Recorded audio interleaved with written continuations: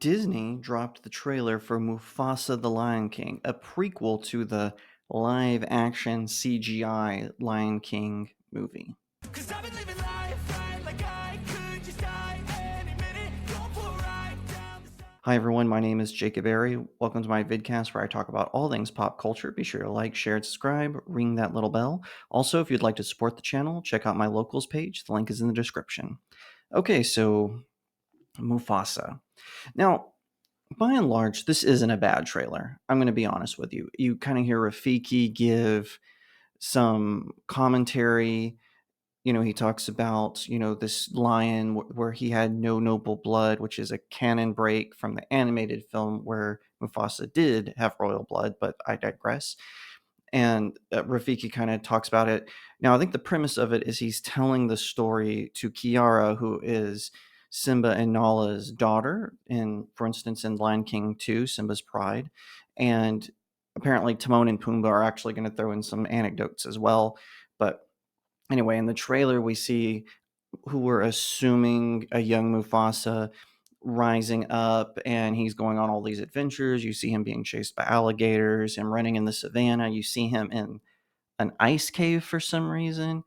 You see him running from white lions. I wonder what the subtext of that is going to be, and all this. And then you kind of see Rafiki give this big grand speech and drum roll, Mufasa, the Lion King. I only have one question about this.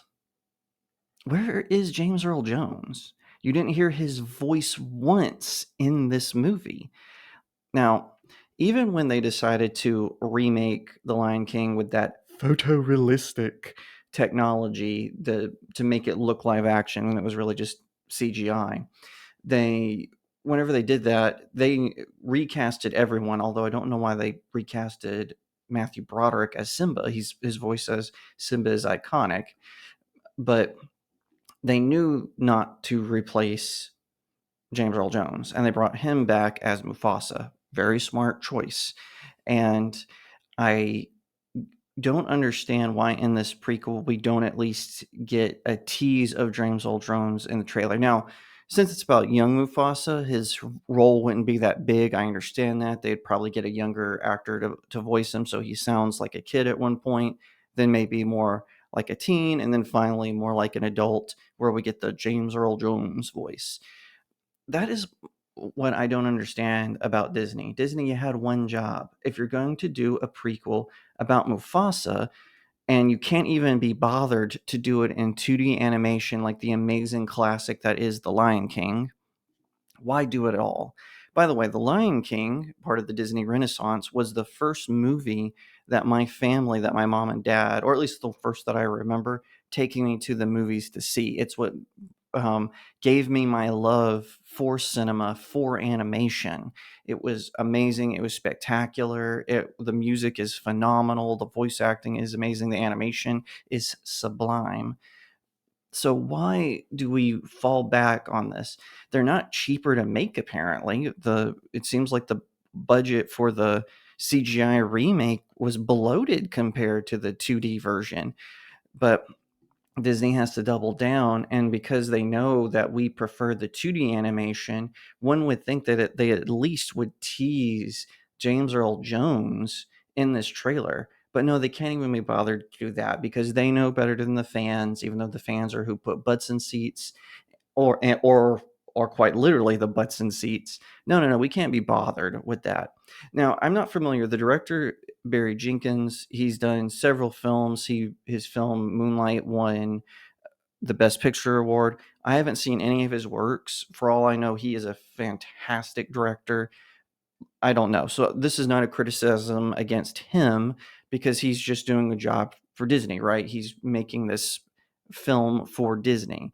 But it just is mind-blowing to me that even he would realize, hey, listen, I'm coming into this. I've never done a Disney film, much less a prequel to a remake of a Disney film. Maybe I should get the fans in. Now they did play Circle of Life in the trailer to kind of get the member berries going. But as soon as I did not hear James Earl Jones, when the trailer ended, because it's not that long of a trailer, it's just a little over 2 minutes, I think. when I did not hear it, a lot of my interest went away, and then a lot more of it when I saw Seth Rogen's name attached to it.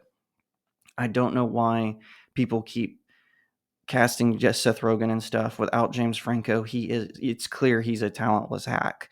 There's just no denying it. Apparently he is, just there. I don't know now. I don't even know what he does, because everything he's done when he's not collaborating with like James Franco or Judd Apatow or whoever, all his stuff is bullcrap. I'm sorry. Actually, I'm not sorry. It's just the way it is. He's not talented without being connected with someone else. I don't know why that is, but it just is. So I mean, he's like James Corden. People keep trying to cast James Corden in. No one likes him. Everyone thinks he's a jerk. But no, we're going to keep shoving him in there because they know better. He's one of the Hollywood insiders, right? So that's why he gets it. But anyway, I'm curious to know how this movie is going to turn out, just because it's been so disconnected, especially when the Screen Actors Guild threw their hissy fit a couple of years ago. That's what delayed this film. Either way, I'll probably see it just out of idle curiosity, but considering Disney's track record with live action remakes, only Lady and the Tramp and Cinderella have been good. So I'm not looking forward to it as much, but who knows? Maybe if it pops up for free on Disney Plus, I'll give it a watch. Cause I've been living life right like I could just die any minute. Going for a ride down the side, PCH, country limit. I don't need a guide.